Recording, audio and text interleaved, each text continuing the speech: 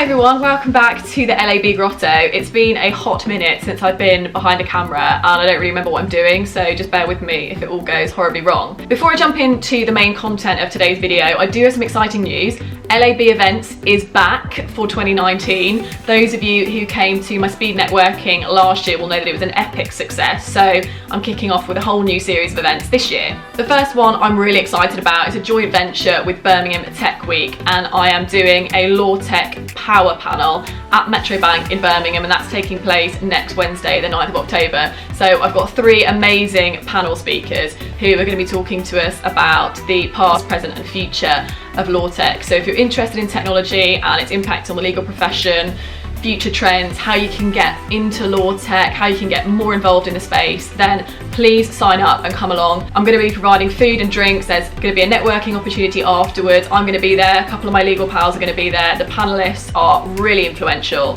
So I will link the sign up link in the description. Please sign up and come along if you're free.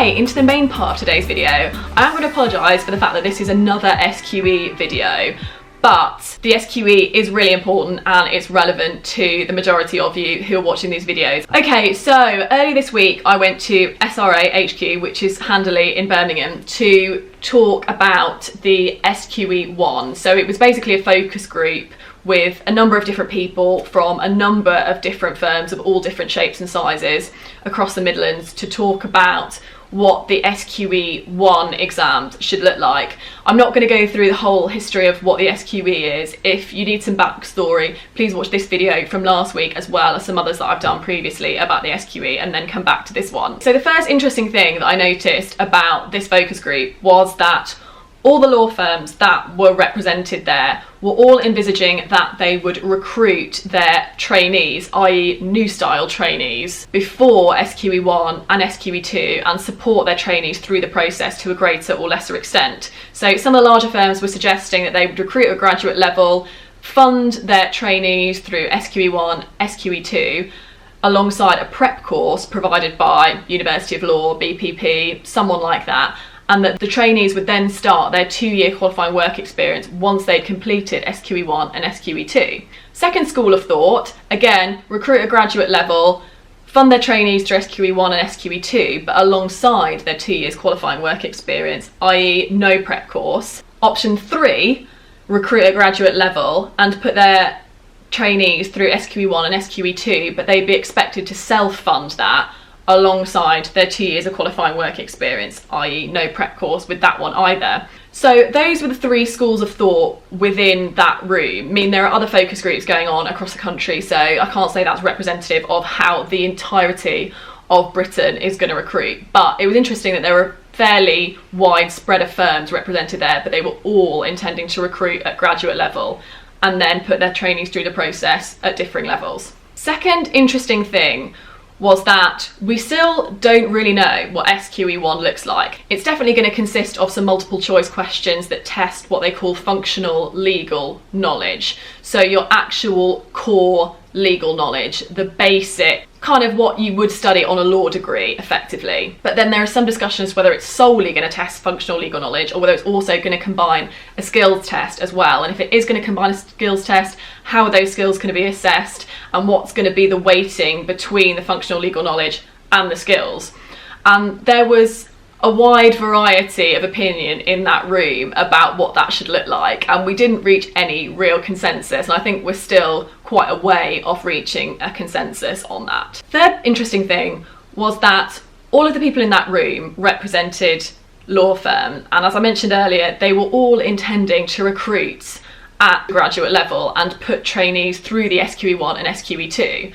So they were designing the SQE1 or thinking about designing the SQE1 with that in mind. But what I highlighted was that actually what the SQE process is kind of being advertised almost to do is put the power back with the graduate. You know, you don't need this training contract, you can qualify yourself, You know, you can go and do your qualifying work experience wherever you like, you put yourself through the exams whenever you feel ready, and then you qualify whenever you feel ready. But the process that we were talking about in that focus group was not being designed with those people in mind. It was being designed by law firms who were assuming that they were putting their trainees through the process, not that anyone was doing it on their own. So I think one of the things that I noticed was that we need to factor in those people as well, the people who aren't going to be doing this alongside a training contract and who are going to be doing it on their own.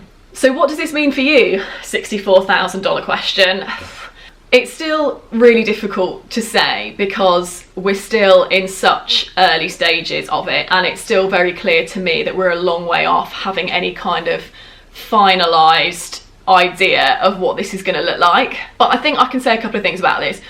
One, I echo a statement which I said on my Instagram story earlier this week, which is that if you are yet to secure a training contract and you are coming to the end of your law or non-law degree and you're thinking about going forward to study the GDL or the LPC next year or the year after, then I would think really carefully about whether you want to do that, because the SRA are saying that it's definitely coming, the SQE is definitely coming in, and it's definitely coming in September 2021. And the SQE potentially provides you with an opportunity to qualify a lot quicker and at much lower cost. If you are in your final year of university and you were thinking about doing an LPC or GDL next year, then you might be better off thinking about starting work in a legal business as soon as you finish your degree, and then taking your SQE1 and SQE2 exams as soon as they come into force, because you'll potentially qualify a lot quicker and you'll have also started earning a lot quicker. The SQE exams are a lot cheaper if you don't do a prep course alongside them,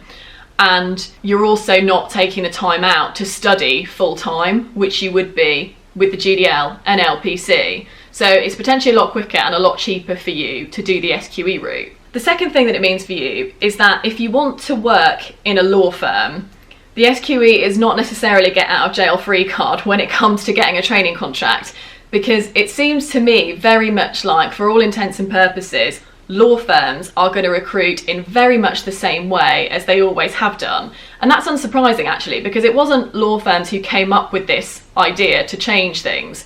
So it doesn't surprise me at all that law firms want to reduce the impact of the SQE on their recruitment and training regime as much as possible. But what that means for you is that, albeit you can qualify now, in theory, without having a training contract, you can go and do your 2 years qualifying work experience wherever you like and take the exams whenever you like. By the SRA's own admission, it's not their job to ensure that you have a job at the end of it. It's their job to ensure that all lawyers who are coming through the process and who qualify are of a uniform standard and of an appropriate standard. They don't have to guarantee you a job. So albeit you can qualify through an alternative route now, if you're the kind of person who actually wants a job in a law firm when they qualify, then it seems to me that you're going to have a much better chance of doing that if you go through the training contract route, i.e. the new style training contract route, than if you try and do it on your own. That's not to say that law firms are the be all and end all. As Crispin highlighted in our video last week, there are many other types of legal business that you can go into, in-house, alternative legal business structures, lots of different stuff. So there are other options for you. But if you want to qualify into a law firm, then I would strongly suggest that you try and secure one of these new style training contracts. Of course, in true lawyer style, I reserve the right to amend, retract, or otherwise void all of these statements upon receipt of further information. The one thing I learned is that we still have a really, really long way to go with this, so any number of things could change over the next year. And if you are someone who's thinking about doing their LPC or GDL next year and you're not now panicking, if you haven't already enrolled in the course, I would hold off for a little while. I know from experience that you can enroll in a GDL or LPC in the very same month that you want to commence it if you really want to. So there's no need to make a decision about that right now.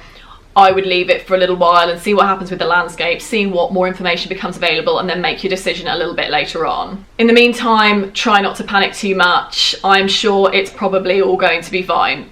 I hope that's been helpful. If you do have questions about this or any other aspects of your legal career, then I am going to try and do a live Instagram Q&A over the next couple of weeks. Please keep an eye on my Instagram to find out more about when that's happening. And I'll be back next week with something non-SQE related. See you then, bye bye.